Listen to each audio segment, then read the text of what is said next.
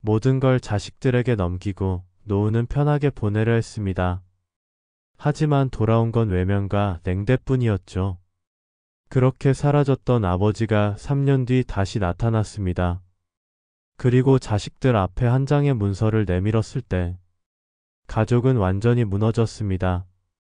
사연 시작 전 구독과 좋아요 버튼 눌러주시면 사연의 재미가 2배가 됩니다. 사연 이야기 시작합니다. 저는 올해 75입니다. 평생을 이 땅에서 농사를 지으며 살아왔습니다.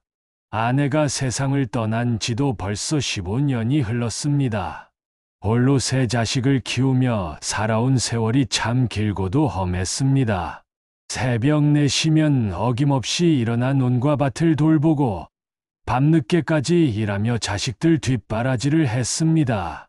첫째 민수는 서울에서 회사를 다니고 있고, 둘째 영희는 결혼해서 부산에 살고 있으며, 막내 철수는 지역은행에서 과장을 하고 있습니다.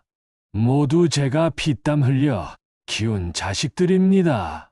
자식들이 성장하고 각자의 길을 걸어가는 모습을 보며 뿌듯했습니다.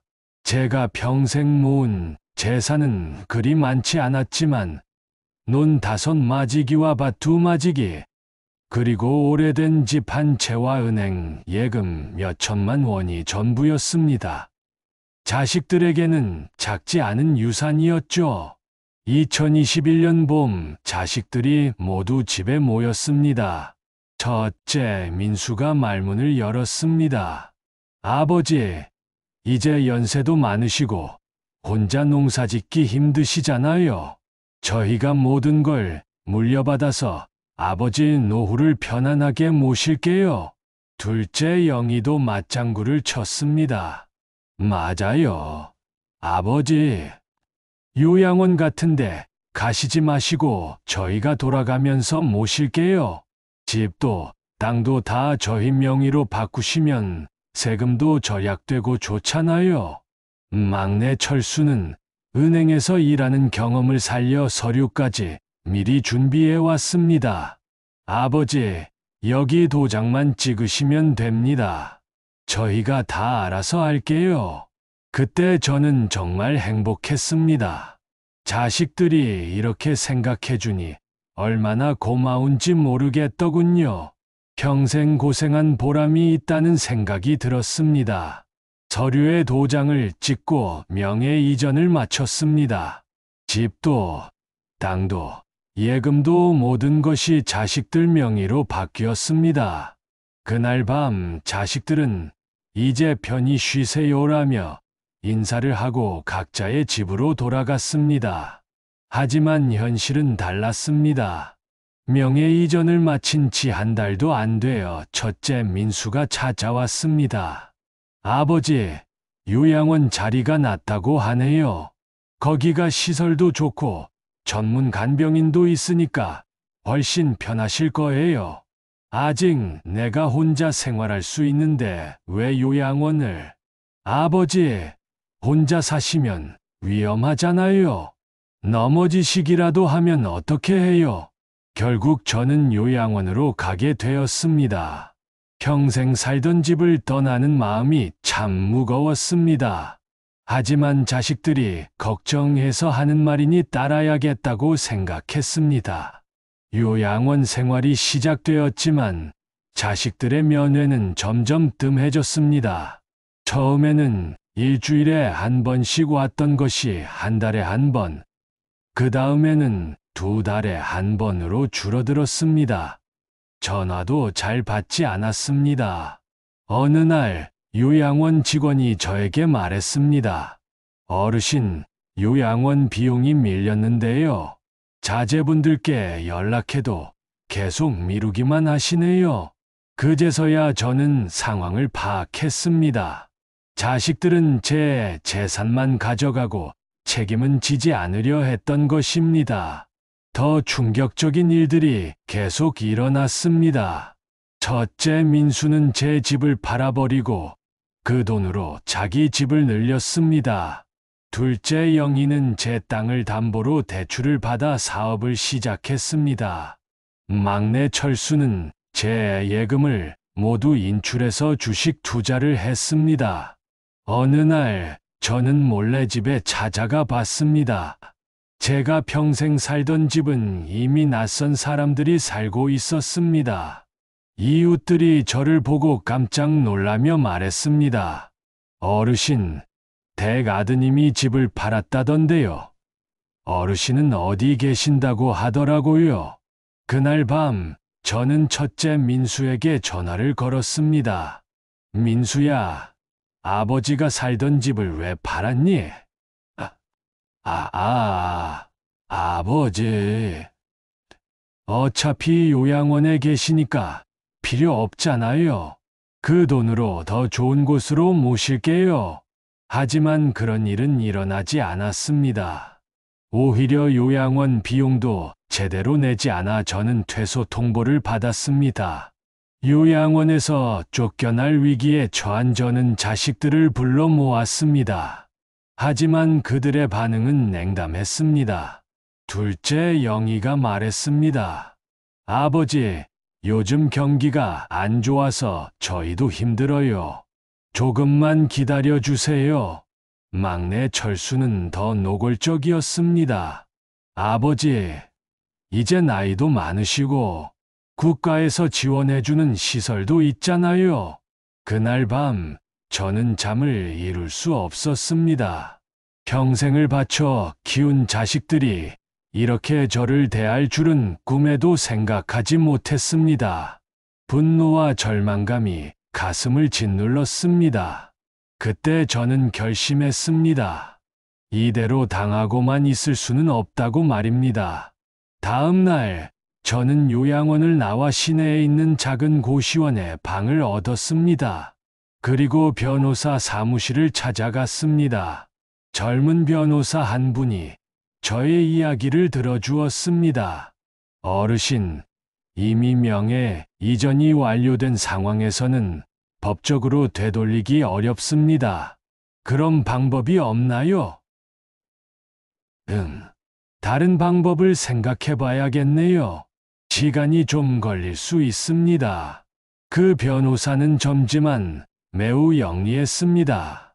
며칠 후 저에게 연락이 왔습니다. 어르신, 신탁이라는 방법이 있습니다. 어르신의 재산을 미리 신탁회사에 맡기고 명예 이전은 가짜로 하는 것입니다. 그게 가능한가요? 네, 하지만 매우 치밀하게 준비해야 합니다. 그리고 자식분들의 행동을 증거로 남겨야 해요. 저는 그 방법을 선택했습니다. 사실 명예 이전 서류에 도장을 찍기 전 이미 모든 재산을 신탁회사에 맡겨두었던 것입니다. 자식들이 가져간 것은 껍데기뿐이었습니다. 그 후 3년 동안 저는 철저히 준비했습니다. 자식들과의 모든 통화를 녹음했고 그들의 냉대와 막말을 모두 기록했습니다. 첫째 민수는 전화해서 이렇게 말했습니다. 아버지, 이제 그만 좀 하세요.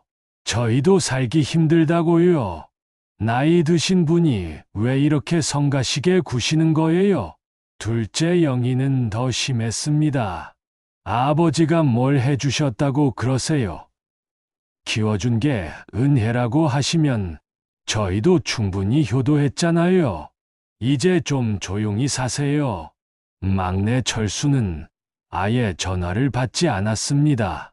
가끔 받으면 짜증을 내며 금방 끊어버렸습니다. 이 모든 것이 녹음기에 고스란히 담겼습니다. 2024년 가을, 저는 변호사와 함께 자식들 앞에 나타났습니다. 그들은 3년 만에 나타난 저를 보고 깜짝 놀랐습니다. 아버지, 어디 계셨어요? 연락도 안 되고. 저는 두꺼운 서류 뭉치를 테이블 위에 올려놓았습니다. 이게 뭐예요? 신탁계약서다. 그리고 이건 녹취록이고. 자식들의 얼굴이 창백해졌습니다. 변호사가 차근차근 설명했습니다. 어르신께서는 명예 이전에 이미 모든 재산을 신탁회사에 맡기셨습니다. 따라서 여러분이 가진 것은 법적 효력이 없는 서류일 뿐입니다. 첫째 민수가 소리쳤습니다. 이게 무슨 소리예요? 사기 아니에요? 사기는 누가 쳤는지 모르겠네. 3년 동안 녹음한 내용을 들어보겠나? 녹음기에서 흘러나오는 자식들의 목소리를 들으며 그들의 얼굴은 점점 더 어두워졌습니다. 아버지, 잘못했습니다. 다시 한 번만 기회를 주세요. 하지만 저는 마음을 굳혔습니다. 이미 늦었다. 너희들은 나를 버렸고, 이제 나도 너희들을 버리겠다. 변호사가 최종 서류를 꺼냈습니다. 어르신께서는 세 자녀 모두를 상속에서 제외하기로 결정하셨습니다. 대신 평소 어르신을 도와주신 이웃의 청년 박 씨와 마을 복지단체에 전 재산을 기부하기로 하셨습니다. 자식들은 울며 매달렸지만 저는 돌아서서 나왔습니다. 그 후 저는 마을회관에서 자원봉사를 시작했습니다. 매일 어려운 이웃들을 위해 밥을 짓고 반찬을 나눠주며 지내고 있습니다.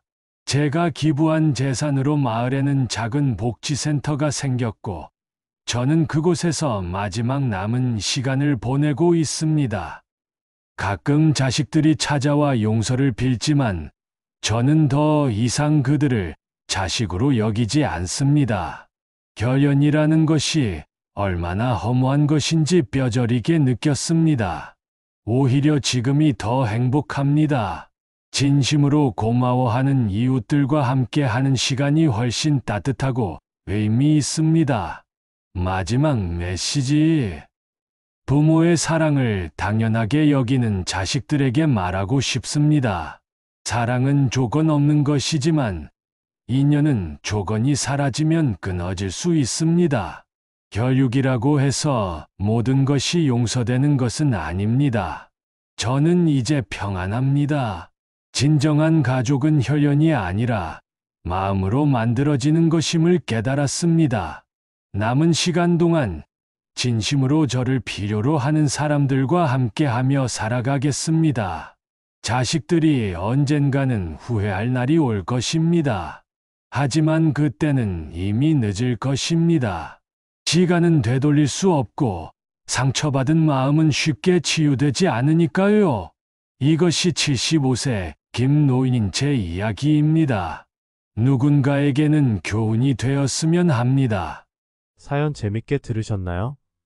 구독과 좋아요 잊지 마시고요. 댓글로 여러분의 생각을 나눠주세요. 다음 영상에서도 더 감동적이고 흥미로운 이야기로 찾아뵙겠습니다. 함께 해주셔서 감사합니다.